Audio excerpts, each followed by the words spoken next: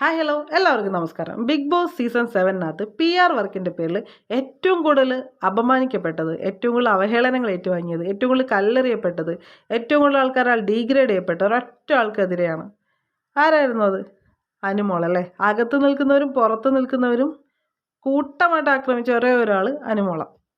ഇന്നലെ ലാലേട്ടൻ്റെ എപ്പിസോഡിനകത്ത് PR വർക്കിനെ കുറിച്ച് ചോദിച്ചു. സംസാരിച്ചെല്ലാത്തിന് ശേഷം രണ്ടുപേരോട് ലാലേട്ടൻ ചോദിച്ചു PR വർക്ക് ചെയ്തിട്ടുണ്ടോന്ന്, ആര്യനോടും അക്ബറിനോടും. സ്പോട്ടിൽ അവർ പറഞ്ഞു PR വർക്ക് ചെയ്തിട്ടുണ്ട്. ലാലേട്ടൻ അവിടെ ഇരിക്കുന്ന ബാക്കി കണ്ടസ്റ്റൻസിനോട് ചോദിച്ചാലും അവർ പറയും ചെയ്തിട്ടുണ്ട് ലാലേട്ട, കുറച്ച് ചെയ്തിട്ടുണ്ടെന്ന് പറയും. ചെറുതോ വലുതോ അവിടെ ഇരിക്കുന്ന എല്ലാവരും PR വർക്ക് ചെയ്തിട്ട് തന്നെയാണ് അതിനകത്തോട്ട് കയറിയേക്കുന്നതെന്നുള്ള കാര്യം നമുക്ക് ഉറപ്പാണ്. PR വർക്ക് കൊണ്ട് മാത്രം ഒരാൾക്ക് ജയിക്കാൻ പറ്റില്ല. അതാണ് ഇന്നലെ ആ എപ്പിസോഡിനകത്ത് അവർ തെളിയിച്ചു തന്നത്. പക്ഷേ ഇവിടെ ഒരാളെ മാത്രം എല്ലാവരും കൂടി ക്രൂശിച്ചു. എന്തായിരിക്കും അതിന് റീസൺ? നമുക്കൊന്ന് നോക്കിയാലോ. അനുമോളവിടെ കണ്ടന്റ് കൊടുക്കാത്തൊരു വ്യക്തിയല്ല, അനുമോളവിടെ ഗെയിം കളിക്കാത്തൊരു വ്യക്തിയല്ല. അത് അകത്ത് നിൽക്കുന്നവർക്കറിയാം, പുറത്ത് നിൽക്കുന്നവർക്കറിയാം. പിന്നെ എന്തുകൊണ്ടിട്ടാണ് അനുവിന് ഇത്ര ഹെയ്റ്റ് ഉണ്ടാക്കുന്നത്, ക്രിയേറ്റ് ചെയ്യപ്പെടുന്നത്? അതിനൊറ്റ കാരണമേ ഉള്ളൂ. അനുവിനെ സ്നേഹിക്കുന്ന ഒരു കൂട്ടം ആൾക്കാർ പുറത്ത് ഉണ്ടെന്നുള്ളൊരു വിശ്വാസം അതിനകത്ത് നിൽക്കുന്ന കണ്ടസ്റ്റൻസിനുണ്ട്. പുറത്ത് അവർക്ക് വേണ്ടി നിൽക്കുന്ന ആൾക്കാർക്കും അതറിയാം. അനുമോൾ എന്ന് പറഞ്ഞ വ്യക്തി സ്റ്റാർ മാജിക് എന്ന് പറയുന്ന പ്രോഗ്രാം വഴി സമ്പാദിച്ചു വെച്ചിട്ടുള്ള ഒരുപാട് ഫാൻ ഫോളോവേഴ്സ് അനുമോളുടെ കൂടെയുണ്ട്. നമുക്കറിയാം ഏഷ്യാനെറ്റിൻ്റെ ഇൻസ്റ്റാഗ്രാം ഫോളോവേഴ്സ് 1.1 മില്യൺ ആണെങ്കിൽ അനുമോളുടെ ഇൻസ്റ്റാഗ്രാം ഫോളോവേഴ്സും 1.1 മില്യൺ ആണ്. അതൊരു റീസണാണ്, അനുവിനെതിരെ ഹെയ്റ്റ് കൂടാനുള്ള റീസണാണ്.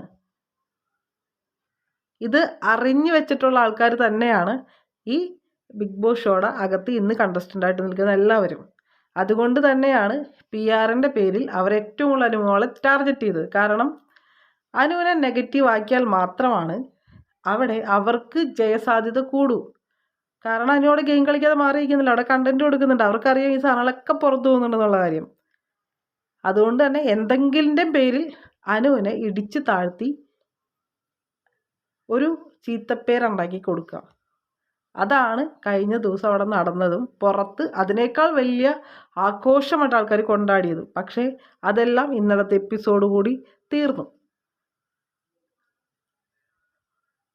നമുക്ക് സോഷ്യൽ മീഡിയ നോക്കിയാൽ അറിയാൻ പറ്റുമേ, അനുവിന് PR ഉണ്ടെന്ന് പറഞ്ഞപ്പോൾ ഒരുപാട് ആൾക്കാർ കമൻറ്റ് ചെയ്തു, ഒരുപാട് ആൾക്കാർ വീഡിയോ ചെയ്തു, ഒരുപാട് ആൾക്കാർ റീൽസ് ഇട്ടു. പക്ഷേ ബാക്കി ആൾക്കാർ ചെയ്യുന്നുണ്ടെന്നുള്ളൊരു കാര്യം ഇന്നലെ ലാലേട്ടൻ പറഞ്ഞതിന് ശേഷം, ഇന്ന് ഞാൻ ഈ വീഡിയോ ചെയ്യുന്നത് 2:30-ക്കാണ്, ഞായറാഴ്ച.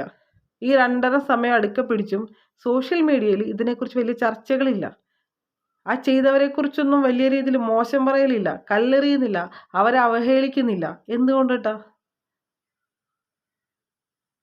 ഒറ്റ റീസണേ ഉള്ളൂ. 11 കണ്ടസ്റ്റൻസ് നിലവിൽ അവിടെ ഉണ്ടെങ്കിൽ ഒരാൾക്കെതിരെയാണ് ബാക്കി 10 പേരും.